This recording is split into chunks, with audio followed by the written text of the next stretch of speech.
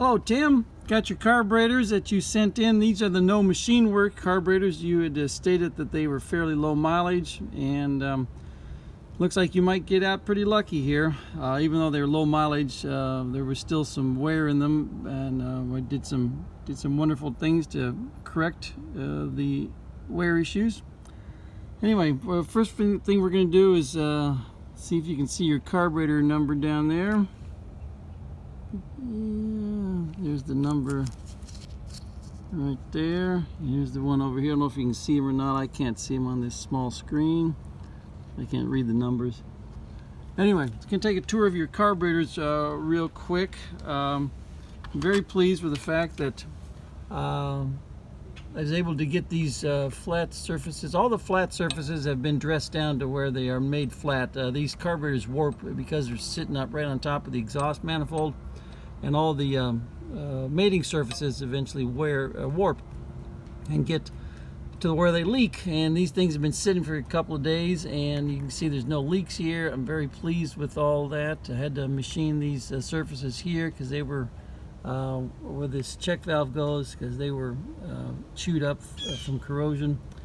Anyway, and as you stated, these gaskets were fairly new, factory gaskets, and so I put your old gaskets back in. Also in the vacuum secondary, put your brand new gaskets back in. And what most people don't know is that these brand new vacuum secondary gaskets from Mercedes are defective. They leak, and so in the next 20 or 30 or 40 years, if you pull these out and look at them, there's going to be sealant around the leak areas for these diaphragms. So that was one problem that you had with these carburetors. They were leaking. The vacuum was leaking. New throttle shafts in here, but no machine work in the bodies themselves. New idle mixture screws.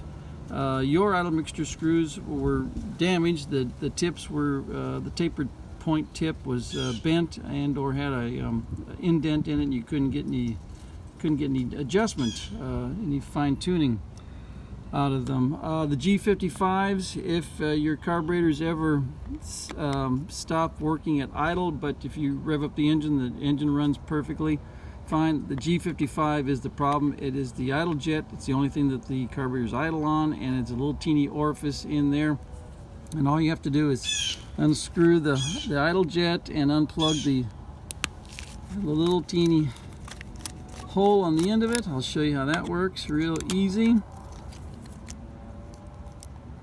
So you unscrew this, and on the end of it there's a little teeny hole that's a G55, and the 55 stands for 0.55 millimeters. That's how teeny that hole is, which is darn teeny, about the diameter of the thin wire. And since the car idles only on the first barrel, the second barrel idle mixture, the second barrel G55 is a dummy. So if you're out on the road and this one clogs up, you don't have any, and all you have is a screwdriver, well, you can swap this G55 for this one, and the car will run just fine because this one will not be clogged up. And so that's if the car doesn't idle, it's just that's right there.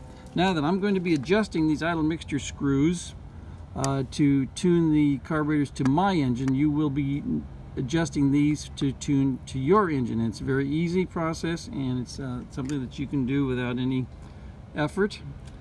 I'm going to adjust the linkage here. This is for your second barrel throttle and butterfly, and you've got this follower right here that artificially closes the second barrel, and that has to be adjusted so that you've got just a little bit of play here. I don't know if you can see that or not, to almost no play, and that's also going to depend on the idle. So I'm going to set the idle where I think it should be, but if you decide to change it, you need to double check this dimension right here, and this is a jam screw right here, and this is the actual screw that does the adjusting for the spacing between this throttle shaft here and the second barrel throttle shaft and the first barrel throttle shaft. And that may not make sense now, but it will when you're actually working on the carburetors. Another thing that you do get to adjust if you so desire is the angle of attack here on the choke linkage. You can adjust these to make the choke linkage come up or down a little bit. Just depends on where the cable is on your air log. Now understand, I got these to where these things are working perfectly and very smooth and very effortlessly. You will find that when you stick your cable on here, you got your long cable going to the dash, and then you're pulling out on the dash, and it's going to feel like it's really difficult to pull. That's because this is your cable is pulling straight up, yet these want to come out at an angle, I mean defining a curve, yet you're pulling straight up, so that makes it difficult to pull, and you got all that cable. So best thing to do when you're pulling the choke is to push on the accelerator pedal to relieve pressure, because when you pull on the choke, you'll notice you're also pulling on your throttle linkage, all of it, including your return spring. And the amount of choke that is dialed in is dictated by this teeny little set screw right back here. There we go, that teeny little set screw, and the clearance between this set screw and the lever that it acts on is 15 thousandths of an inch, and I'll set that for you. But again, that is a very minute measurement, and it's very difficult to get to when the carburetors are installed. But all that does is just transmits motion from this lever onto the choke lever on the bottom down here, and when you're choking it, all you're doing is closing these butterflies. At the same time, you're physically moving the throttle linkage and just making the throttle open more, as if you're putting your foot on the gas pedal. Let's see. Let's put you on the tripod here so I can do some hands-free stuff. By the way, we're doing a very cold start, at least cold for us, 60 degrees out. So we'll actually test the cold start function, because you're in New Jersey and it gets cold there, I believe. Alright, handy hints. When you're installing the carburetors, and I'll give you the instructions for proper installation, but leave the carburetors fairly loose to where you can move them a little bit, and then what you're going to do is you're going to install your big air log on the carburetors and snug it down to where the air log is fitting properly and correctly, and then do the final tightening on your carburetors. The reason for that is because there's enough movement, enough slop in these carburetors up and down and sideways, that if you snug them down without first pre-fitting your air log, the air log will not fit when you think you've got everything all set and you're ready to bolt on the air log, and it won't go on because the carburetors are out of alignment. So always align the carburetors first.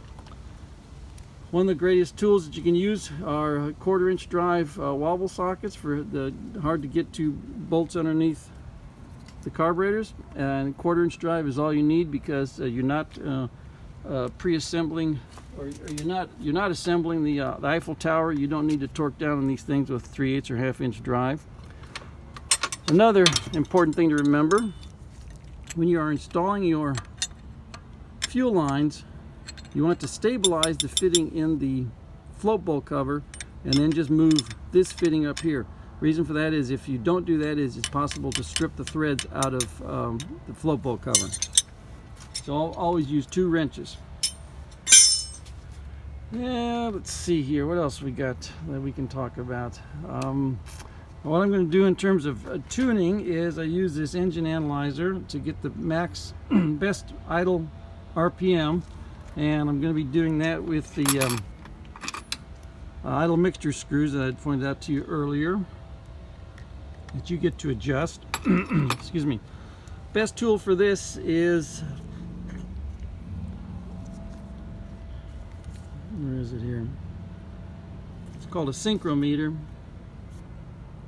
Anyway, called a synchrometer, and the one that you want is the BK 1 to 35, and that right out of the box, this fits these carburetors perfectly. And what you're trying to do is balance the airflow coming out from each barrel so that the first barrel is idling and they're both pulling the same amount of air, and you want to make sure that these are closed off, the second barrels are closed off as much as possible, because it doesn't idle on the second barrel, just idles on the first barrel. Now then, in order to get that in order to get as little of airflow through here, the second barrel butterflies have to close as much as possible.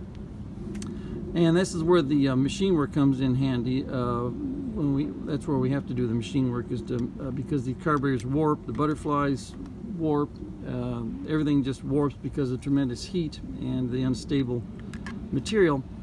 And what we found on the second barrel of your #1 carburetor was the butterfly was not seating at all, and so I was able to find another butterfly and stick in there to where I can get these things to close off as much as possible. Ordinarily, when we get the machine work done, this you'll have is almost no airflow going through here at all, like 0 to 1, and the factory, I think factory runs around between 2 and 3, and we were able to get close to factory settings on yours by swapping out those butterflies.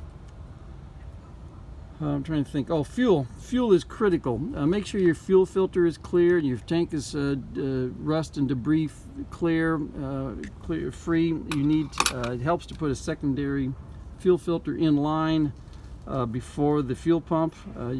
Clean fuel is just critical on these carburetors. They will that G55 will hang up, get clogged up very easily, and not have any idle. So let's see what else. You're going to be adjusting the carburetors with the throttle linkage disconnected. I'll show you that in a bit. So right now, let's check our cold start, and let's get these things warmed up. The only time you can check the carburetors and tune them is when they are warmed up. All right, so here we go. Switch on, choke.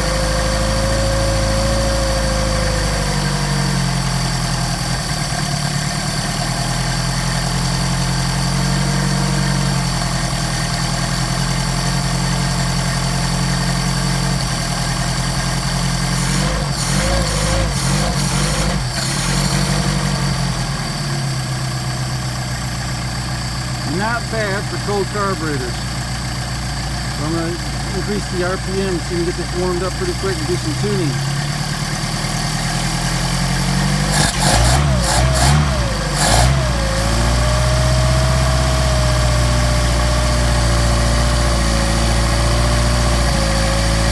Then to get some temperature.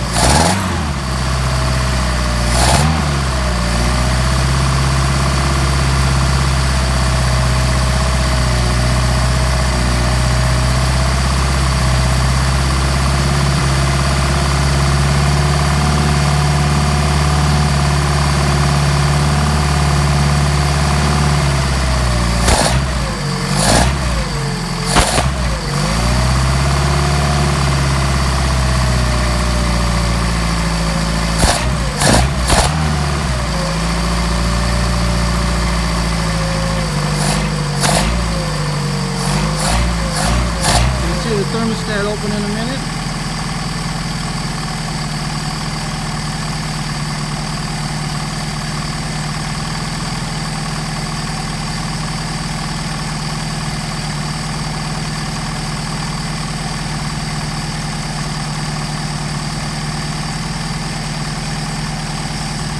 go, thermostat just opened up. Alright, now let's start adjusting carburetor. First thing you want to do is make sure your second barrels are closed. There's 2.5, there's 3. So I'm going to adjust the little follower screw to help artificially close the second barrel. And run down to 2 right there. Alright, we're at 2.5 there. Push on it. I'm pushing on the counterweight. You can see that. I'm pushing on the counterweight back here. That's what I'm pushing on. Alright, so we got the second barrels closed. What we're going to do now is adjust our airflow. And again, we disconnect the throttle linkage and just hold on to this one right here. See the difference in idle? That means the throttle linkage was not adjusted properly. That's why we adjust these things independently of each other. So we're going to check our airflow through the first barrel of each carburetor. And we're pulling 4 right there. Obviously I've already adjusted these things, and we're pulling 4. All we want to do is make sure that we're pulling 4 right here. Just about 4.5. So what we'll do is bounce this one up on this side here on the first barrel, first carburetor. Increase the RPM just a smidge. There we are, about 4, a little bit more.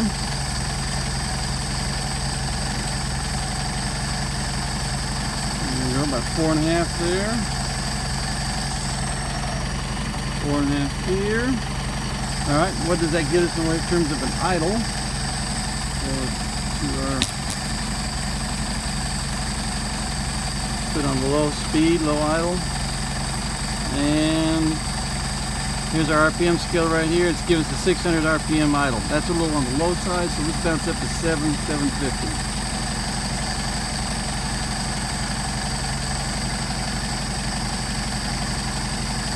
Give us a quarter turn. This one a quarter turn. Now check our airflow. There's 5.5, 6. 5. So let's bounce this one up just a smidge.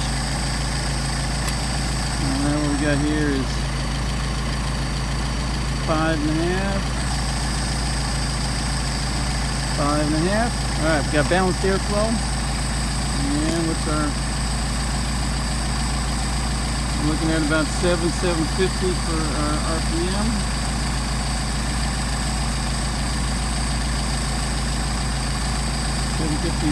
700 right here, 750 for RPM. Good.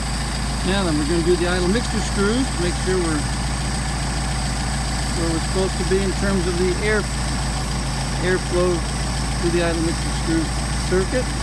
Move this over, and our object here is to screw the idle mixture screw in till the engine stumbles and out until it stumbles and get our midpoint, which is where the engine wants to have the best RPM, best running.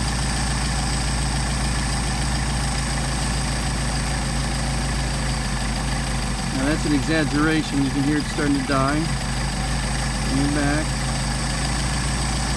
You can hear the RPM pick up. And no change as we screw it out further, so we want to go back to where we had our transition from poor running to best idle speed. And what I do is use the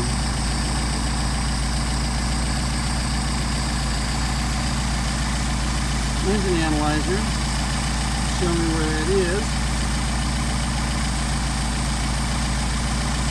as I check my RPM. So let's do that again, and you see the RPM drop.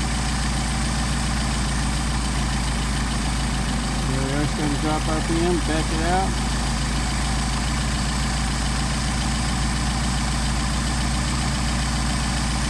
There's our max RPM. Drops a little bit, back it out a smidge. Okay, now we'll do that on the first barrel, our first carburetor.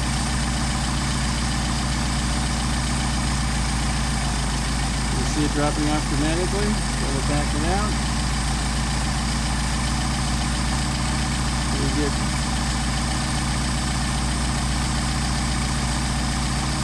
max RPM. Now you notice we're up to 800 RPM. So that's what adjusting the idle mixture screw will do for you. We've increased our RPM. So what we want to do now is back off on our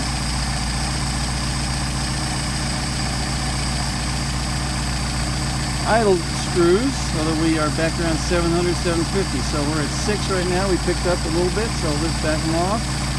Quarter turn. Back to 5. What we got over here? We're at 6 right there. Let's back this off.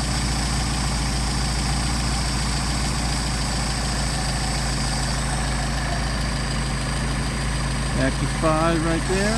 Back to our 700 RPM.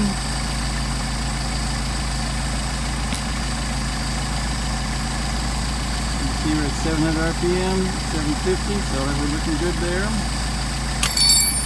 Alright, now here's the fun part. Adjusting your throttle linkage so that when you put your throttle linkage in place, nothing changes. So this is why this is a turnbuckle.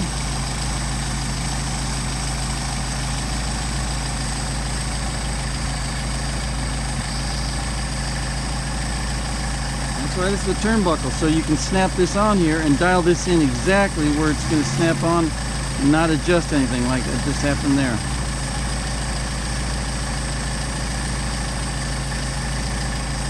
Our goal is to snap this in place and not have anything change. Alright, excellent.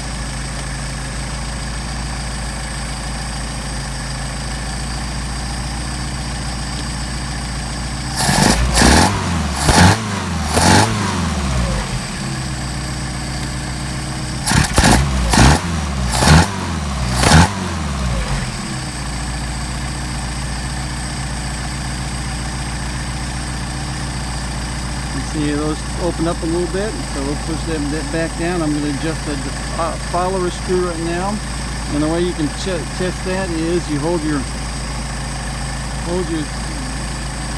throttle lever closed right here. You come over here to this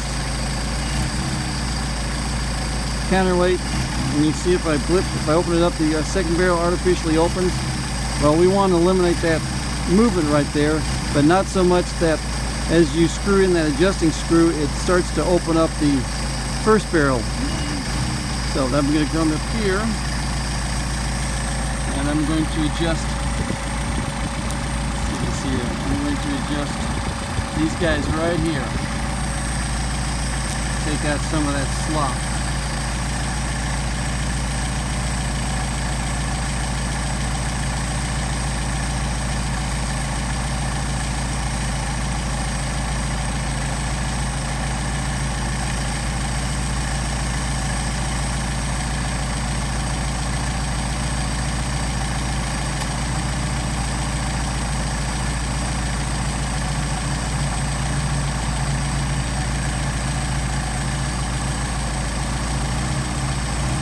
Almost gone. We'll try over here to do this one. Same thing.